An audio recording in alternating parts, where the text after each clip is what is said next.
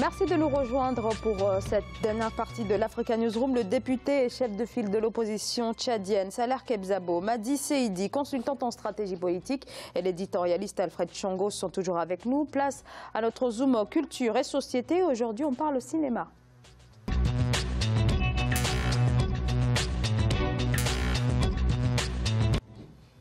A Hotel Called Memory, très attendu. L'avant-première a eu lieu il y a quelques jours à Lagos, au Nigeria. Ce long métrage du Nigérian et sud-africain Akin Amotozo se distingue par l'absence de dialogue. Tout ceci sur fond d'une histoire de séparation. On voit tout cela dans ce sujet préparé par Corinne Camdem. C'est le premier de son genre pour la deuxième plus grande industrie cinématographique du monde. Nollywood a présenté son premier film muet ce dimanche 19 novembre à Lagos, la capitale économique nigériane. Intitulé Hotel Called Memory, il a été produit par la cinéaste nigériane Ego Boyo et le réalisateur primé Akin Omotoso, dont le film Vaya est l'un des films soumis à l'examen pour représenter l'Afrique du Sud aux Oscars 2018.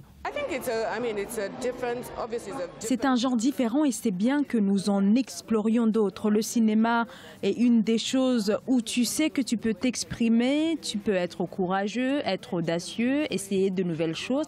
Et donc je pense qu'il serait bon pour Nollywood de voir qu'il y a d'autres domaines. Nous savons qu'il y en a d'autres, mais nous semblons nous concentrer sur un genre particulier. Il serait bon pour eux de voir au moins que c'est un film complètement différent et que les téléspectateurs apprécieront et pourront en profiter.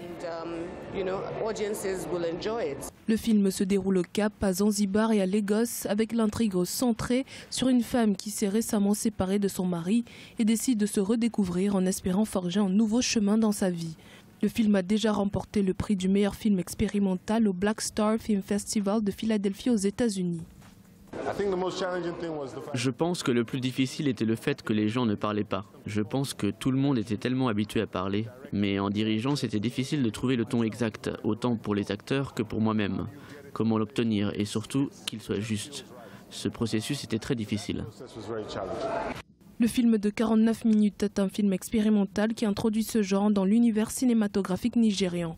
Pour la réalisatrice Ego Boyo, il était temps que Nollywood commence à explorer d'autres genres de films. Alors Alfred, est-ce que le Nollywood et peut-être plus généralement le cinéma africain a besoin de ces nouvelles approches, à la fois artistiques mais aussi cinématographiques? Alors bon, je ne dirais pas que le muet c'est un renouveau, mais bon, alors c'est pas tout à fait un film muet. C'est ça, c'est une revisitation voilà, d'un modèle, d'un genre qui a existé. Et c'est pourquoi ça surprend et c'est pourquoi c'est aussi très intéressant qu'aujourd'hui on tente une telle expérimentation. Parce que ça bavarde un peu beaucoup trop dans nos films, dans notre cinéma.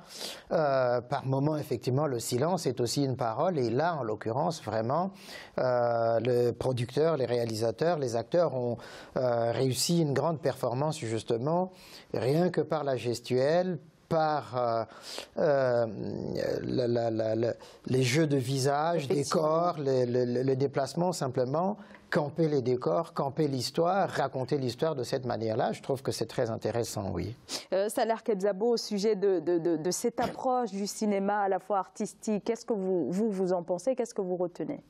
Bon, j'avoue que le cinéma n'est pas mon... Vous êtes sensible quand même Non, mais ce qu'il faut faire remarquer ici, ce qui m'impressionne le plus, c'est le cinéma nigérian, qui aujourd'hui est devenu le numéro 1 du monde. Et ça, on ne le dit pas assez. Les Africains eux-mêmes ne le savent pas. On a aujourd'hui, on devance les Indiens, on devance les Américains surtout. Et ça, je pense, c'est important. Et on ne se contente pas au Nigeria de les devancer tout simplement, mais d'être toujours créatif. Il fallait le faire aussi, hein, sortir de tout le cinéma que nous connaissons habituellement pour aujourd'hui introduire, revenir un peu au cinéma muet qui était à l'origine du cinéma de façon générale, revenir par le muet aujourd'hui pour se montrer beaucoup plus créatif, très créatif, c'est de ça qu'il s'agit. Et je crois que là, les Africains, par le Nigeria, démontrent qu'ils occupent là un pan qui est important et qu'ils vont continuer de l'occuper par des créations toujours renouvelées. Et je pense que c'est important. Madi Seidi, c'est un cinéma qui est en train de gagner en qualité, le cinéma nigérian. Oui, clairement, c'est un cinéma qui gagne en qualité. Moi, la culture a toujours eu une place très importante dans mon parcours personnel. Et c'est vrai qu'au-delà des livres, là où je pense que les Africains sont très forts et la question ne se pose plus, la première chose qui m'a choquée, si je peux dire ça comme ça, en arrivant au Sénégal, c'est qu'il y avait peu de cinéma. Et moi, j'ai besoin d'aller au cinéma, j'ai besoin d'aller au musée. Et je trouve que le cinéma nigérian nous rend finalement très fiers d'être africains. Parce que moi, quand j'ai vu ce film, en tout cas, ça m'a tout de suite fait penser à The Artist. Effectivement. Tout de suite, j'ai pensé à The Artist et je me suis dit, mais dis donc, quel culot, parce que je ne suis pas sûre qu'un cinéma comme ça fonctionne en Afrique, où l'expression corporelle est importante, où l'expression par la parole est hyper importante. Et je crois qu'il a réussi à réconcilier. Ça parle un peu beaucoup. Ouais. Bon, alors, il parle quand même d'un cinéma muet, mais là, on n'est pas du tout dans le cinéma muet classique. Hein, non, quand même, il n'est pas classique. Et puis, je crois que quelque part, c'est aussi une forme une manière de revisiter aussi les sociétés africaines où finalement, effectivement, parfois on parle beaucoup, mais en Afrique aussi, un regard, ça a son sens, une gestuelle a son sens, les mots ont leur sens, mais les gestes aussi ont leur sens. Un simple regard, par un simple regard, l'enfant sait que là, il faut s'asseoir, c'est les adultes qui parlent, et je pense que c'est aussi une manière de revisiter, quelque part, par ce cinéma, la culture africaine, qui est aussi parfois muette, elle est aussi de gestes, aussi de non-dits, et cela n'empêche pas qu'on se comprenne et qu'on se parle aussi. Alors, on l'a dit, ce film gagne quand même en qualité. Là, alors, il a été tourné dans 3 pays différents, en Afrique du Sud, à Zanzibar, mais aussi au Nigeria, bien sûr. Est-ce que le cinéma nigérian bénéficie d'une meilleure subvention par rapport aux autres cinémas africains ? Alors, je ne sais pas si, en termes de chiffres, je ne sais pas. Pas du tout. Mais je crois qu'en tout cas, les Nigérians sont mûrs, en tout cas. Ils sont très ouverts en termes de cinéma. Alors, je ne sais pas si en termes de... Parce qu'aujourd'hui, on parle d'un budget de film au budget d'1 million, 2 millions de dollars. C'est énorme, quand même. C'est une industrie, hein. Mais le budget est aussi la conséquence, justement, de l'industrie, parce qu'il y a un vrai besoin aussi. Il y a un besoin. Alors, je ne vois pas d'intérêt de financer un cinéma quand il n'y a pas de public, alors qu'au Nigeria, il y a longtemps que ça fonctionne, notamment avec Nollywood, mais pas que. Donc il y a longtemps que ça fonctionne, il y a un besoin local. Donc, et puis c'est des gros budgets pour l'Afrique, mais quand on va à Hollywood, finalement, c'est pas toujours des gros budgets. Je pense que le Nigeria est aussi en train de faire quelque chose. Mais le budget est quand même important pour pouvoir arriver à faire quelque chose de qualité. C'est tout à fait vrai, mais parfois c'est de l'autofinancement, c'est-à-dire que les producteurs eux-mêmes engagent ils lèvent des fonds, etc. Et je crois que tout à fait, c'est très intéressant justement que ça soit comme ça, que ça ne soit pas subventionné par les États, parce que sinon ça serait la faillite tout de suite.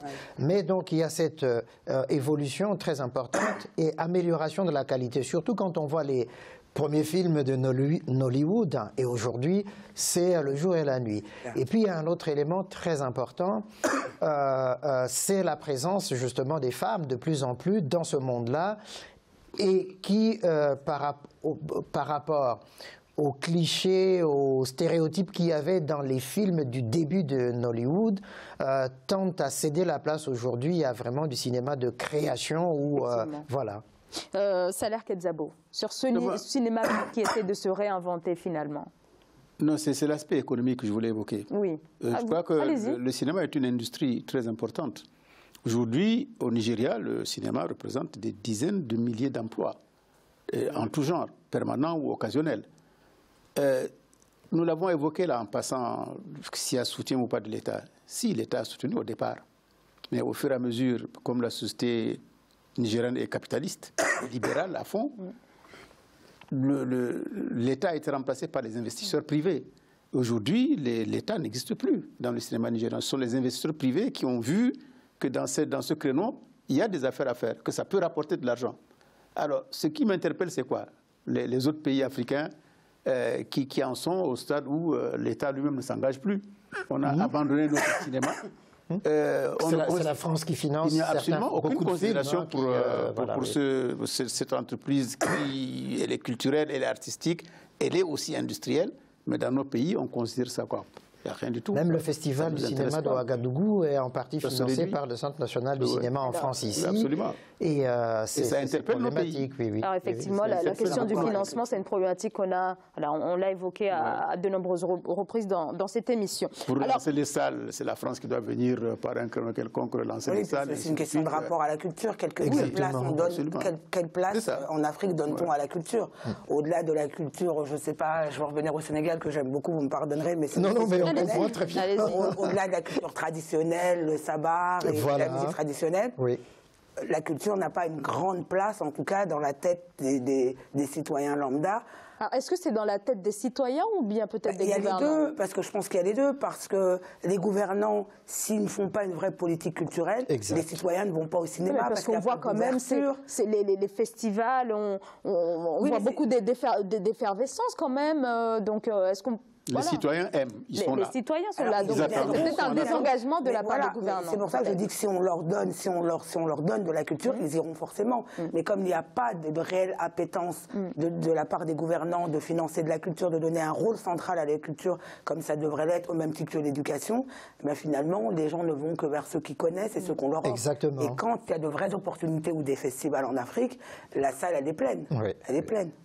Mais Madi a soulevé quand même quelque chose de très important, c'est-à-dire l'absence des salles de cinéma, puisque nous parlons de cinéma. Oui. Mais il y a très peu de salles de cinéma en Afrique, parce qu'il n'y a pas de politique nationale du cinéma.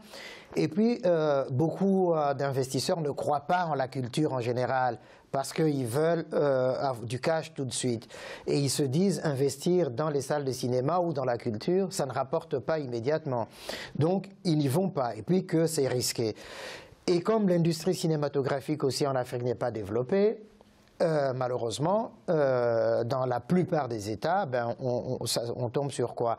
Si ce ne sont pas les salles, les centres culturels français ou des choses comme ça, il n'y a pas de salles de cinéma indépendants, autonomes, comme ça dans la plupart des pays africains. C'est bien dommage. C'est très juste. Il y a certains pays où quand vous allez à l'étranger, ils ont tous leur centre culturel de leur pays. Vous allez par exemple n'importe où en Europe, les Polonais, la première chose qu'ils font, ils ont une maison pour la Pologne. Vous allez dans n'importe quel pays africain, ils n'ont pas ce réflexe de se dire, en tant que Sénégalais, il faut qu'on ait au Mali une maison du Sénégal, qu'on ait une au Tchad, qu'on en ait une au Congo. Non, parce que pour eux, ça n'a pas d'intérêt premier. Il n'y en a même pas chez eux, on peut aller le faire ailleurs. Voilà, mais je pense qu'en réalité, le problème aussi est là.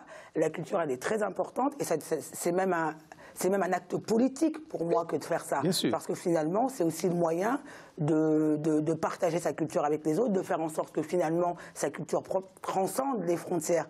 Mais le problème, c'est que je pense que nos gouvernants n'ont pas encore compris. Pour eux, le cinéma, c'est pas sérieux. C'est juste pour aller regarder, voilà. La culture, pour eux, c'est pas encore quelque chose d'assez important pour investir financièrement dans ce domaine. Merci beaucoup Madi Seydi, merci d'avoir accepté notre invitation ce soir. Je rappelle que vous êtes donc consultante en stratégie politique. Merci à vous également Saler Kebzabo d'avoir aussi accepté notre invitation. Merci. Donc Saler Kebzabo, député et chef de file de l'opposition tchadienne. Alfred, merci beaucoup. J'étais ravi de vous retrouver autour de ce plateau, Zaraou. Et puis à mes très chères téléspectatrices, une fois de plus, merci de leur accueil bienveillant. C'est la fin de cette émission. Merci de nous avoir suivis. À demain.